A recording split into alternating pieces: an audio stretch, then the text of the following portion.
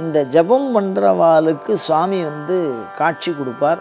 கோயில்களில் உட்கார்ந்துட்டு ஜபம் பண்ணினா அதில் எந்த இடத்துல உட்காரணும் அப்படின்னா இந்த ஸ்தல விருட்சத்துக்கு முன்னாடி உட்கார்ந்து ஜபம் பண்ணணும். அப்படி ஜபம் பண்ணினால் கண்ணை மூடி நம்ம தியானம் பண்ணுறோம், அதாவது கண்ணை மூடி தான் ஜபம் பண்ணணும். அப்படியே கண்ணு வழியாக புலன் வெளியில் போயிடக்கூடாது. எண்ணம் கண்ணை மூடி அந்த ஸ்தல விருட்சத்தில் ஜபம் பண்ணினால் அவர்களுக்கு ஒரு உருவத்தில் தோன்றுவார். அதுதான் சுவாமியினுடைய ஸ்வபாவ தரிசனம்னு பேர். இப்போ சுவாமிக்கு சுபாவ தரிசனம் வேறு, விக்கிரகத்தில் இருக்கிற தரிசனம் வேறு. அந்த மாதிரி ஜபம் பண்ணுறவாளுக்கு தன்னுடைய சுபாவ தரிசனத்தை காண்பிக்கக்கூடிய இடமாக இந்த மரங்கள் இருக்கிறது, ஸ்தல விருட்சங்கள் இருக்கிறது. இந்த ஸ்தல விருட்சத்தில் இறையருள் சக்தி எப்பொழுதும் எழுந்தருளி இருக்கும்.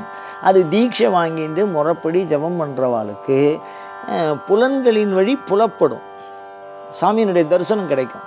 அப்படி தரிசனம் கிடைச்சிருக்குன்னா அதுக்கப்புறம் அனுகிரகம் வாங்கிறது நமக்கு விரைவு தானே. அந்த அனுகிரகத்தை பெற்று தருவதற்கு மிகச்சிறந்த சாதனமாக இந்த ஸ்தல விருட்சங்கள் இருக்கிறது.